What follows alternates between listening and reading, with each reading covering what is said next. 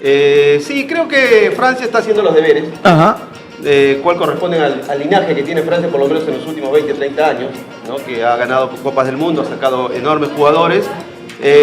Bueno, creería, sin temor a equivocarme, creo que ya con esta victoria está la próxima ronda. De todas maneras, llama la atención la diferencia, el juego y también lo que pueda rendir más adelante, teniendo en cuenta que en general los equipos arrancan, digamos, en 5 puntos y en la medida que va transcurriendo el torneo van encontrando, digamos, su punto más alto. Pero no es una mala noticia. O sea, no, ganar de esta manera, de manera tan cómoda, es una buena noticia para Francia porque termina... Le hace bien al Mundial. Claro, le hace bien al Mundial, le hace bien a Francia, le hace bien a Francia. A ver, es verdad que algunas selecciones no arrancan del todo bien, pero si arrancas bien y lo puedes sostener, que ahora es definitivamente el gran reto, el gran reto de Francia, sí me parece que podría ahora meterse entre los 4 Eso mejores. que acabas de decir es clave. Y a nosotros nos ha pasado muchas veces a la selección peruana cuando juega en mundiales. Arrancamos alto y después se termina desinflando. Y hay otras selecciones, en general los que terminan campeonando, arrancan en 5 puntos, van creciendo y llegan en la parte final del campeonato a su punto más alto. Y eso en general pasa con las selecciones que están acostumbradas a jugar este tipo de torneos. Con los Alemania, con los Italia, aunque no esté, con Brasil, con Argentina. También el arranque, por ejemplo, Argentina, el Mundial pasado, arrancó mal, perdió en su primer partido y después se convirtió en campeón del mundo. La propia España, entonces en el son cosas que 2010 pasan. arrancó perdiendo con Suiza. Igual tenemos que decir que el partido de Francia contra Senegal tampoco arrancó así como, wow, top, que tú pensaste, pero ¿no? por ejemplo, Francia ha arrancado en las 2 últimas Copas del Mundo ganando y ha terminado siendo finalista. O sea, no hay un parámetro. Yo creo que algunas selecciones tienen un debut favorable, otros los nervios, otros, no sé, la oposición del rival terminan condicionándote. No siempre sucede. Sí, no siempre sucede. O sea, no hay una fórmula en el No hay fútbol. una fórmula, no hay una fórmula. De todas maneras, uno siempre habla apoyándose y recordando cómo llegan a ganar los campeonatos del mundo las grandes selecciones. En general arrancan de menos a más. El tema es tener plantel también, porque es bien difícil sostener un éxito cuando miras a la banca y el técnico quizá necesita reformular un partido o algún lesionado se te da en alguna actuación y no tienes los suficientes elementos como para seguir siendo tan competitivo. Pero lo que tiene Francia es que absolutamente todos los nombres que integran esa plantilla son de alta competencia. Entonces el técnico puede, creo yo, con total tranquilidad, incluso analizar los rivales y dependiendo de los rivales ver quiénes son los idóneos y ver si por ahí necesita refrescar en algún momento o simplemente darle descanso a alguno de ellos. Todos tienen un nivel distinto. Están superiores, muy superiores a las demás selecciones y por eso Francia... Sí, Rosa, eso te da la posibilidad de poder jugar incluso hasta mal, pero terminar ganando por calidad, por jerarquía. Y bueno, todos con la expectativa, me parece, del partido de la noche. Hoy día es un buen día para fútbol, porque después va a estar Haaland con Noruega. A las 5 de la tarde juega y Haaland contra después Irak.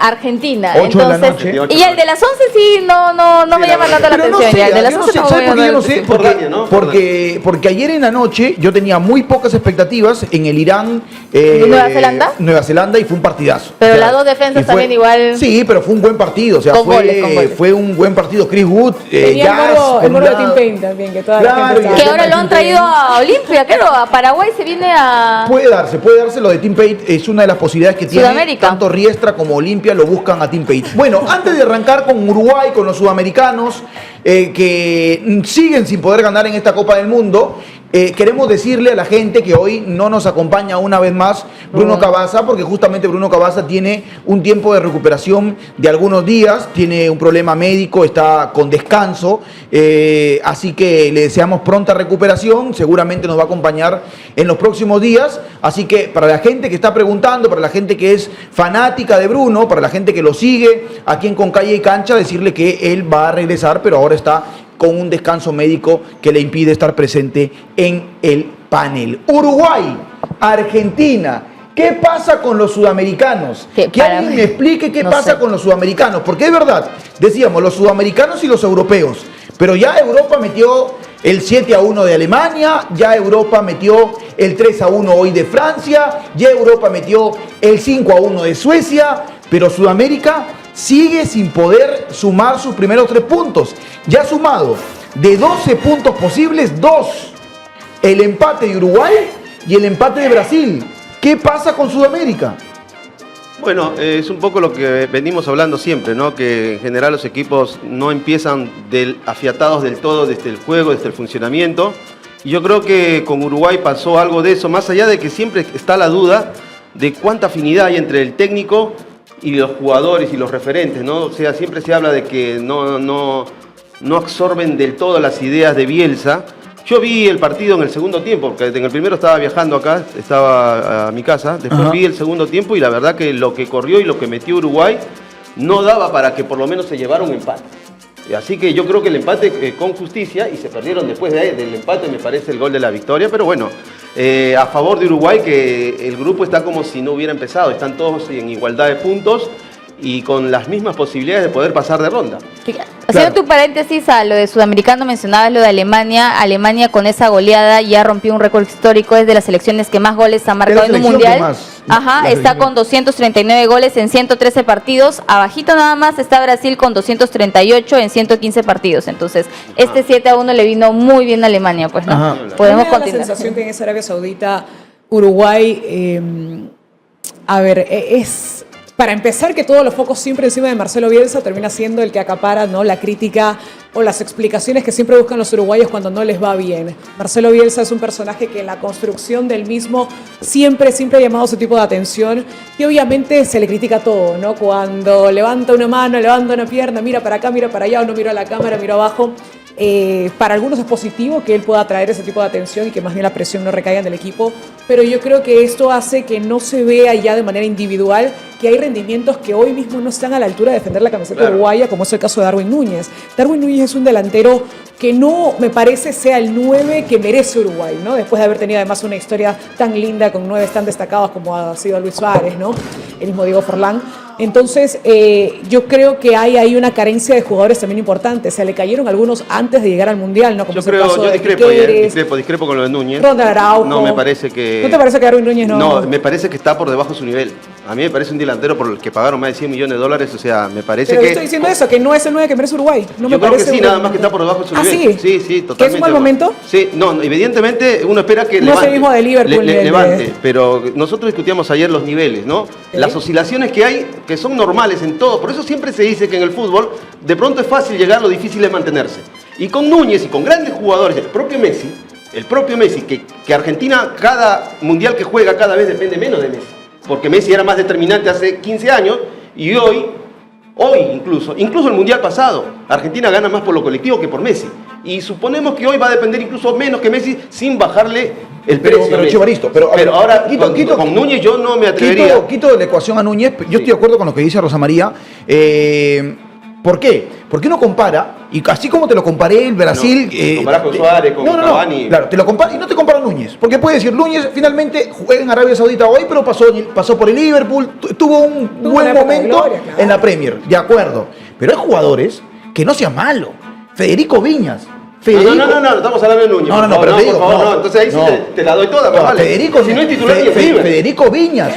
Ese no es ese es Matías Viña. Federico Viñas. Está bien, pero de todo Guillermo Varela, que es suplente en Flamengo hoy. O sea, uno compara con lo que tenía Uruguay, Maximiliano, el Mono Pereira, tenía a Suárez, Cavani, Forlán. Hoy tiene a Federico Viñas.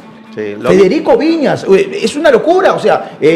No, pero yo básicamente hablaba de Núñez, ¿eh? Yo no quiero defender las limitaciones técnicas que en general, históricamente siempre ha tenido Uruguay, salvo 4 o 5 jugadores, los Forlán, los Núñez, el mismo Cavani, el mismo Francescoli, Bengochea, sí, claro, del medio adelante. Pero tenía... Nunca ha sido Uruguay.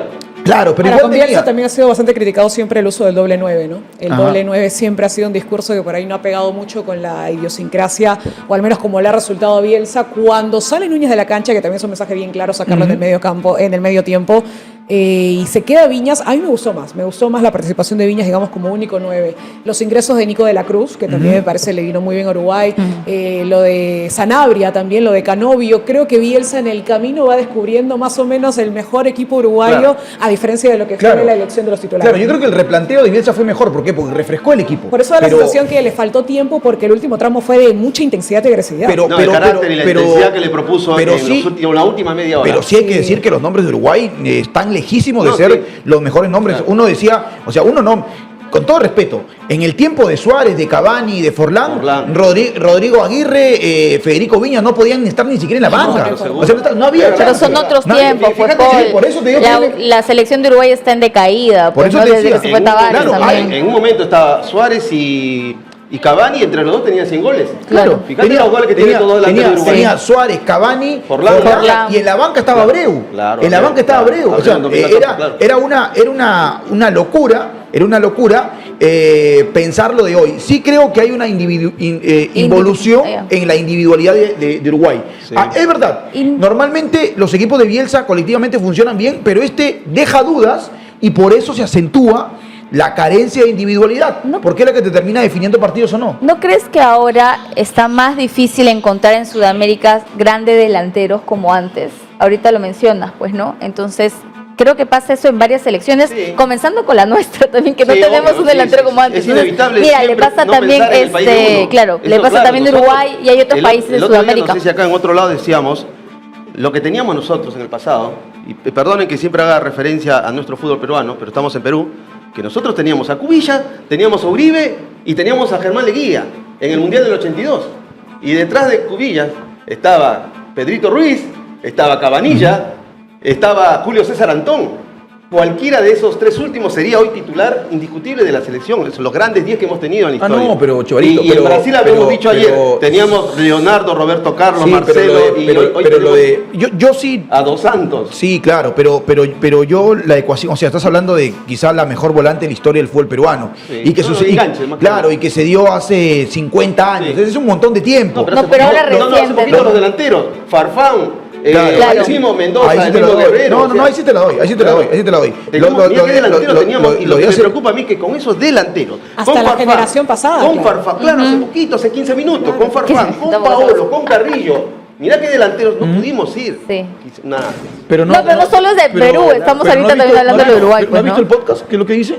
No. Que cuando hablan ahí dicen veníamos a joder, ellos mismos dicen veníamos a joder. Claro, ellos dicen venimos a joder, entonces ahí está la explicación de por qué no íbamos. Claro, venían a joder. Entonces lo que dice, para retomar lo que dice Fiorella, que venían a joder y te daban eso. Que me fui a un costado. Creo que ahí claro, que le faltó. Eso pasa mucho. Creo que hay escasez de delanteros en general en Sudamérica como antes lo teníamos, pues, ¿no? Y justo ahorita también pasa con Ecuador está con un Ener Valencia que no está dando sus últimos tiempos de fútbol también. No es el 9 que quizá podría marcar esa diferencia. Paraguay, Sanabria, con mucho respeto a Sanabria, pero no es un Roque Santa Cruz, no es un Cardoso, ¿no?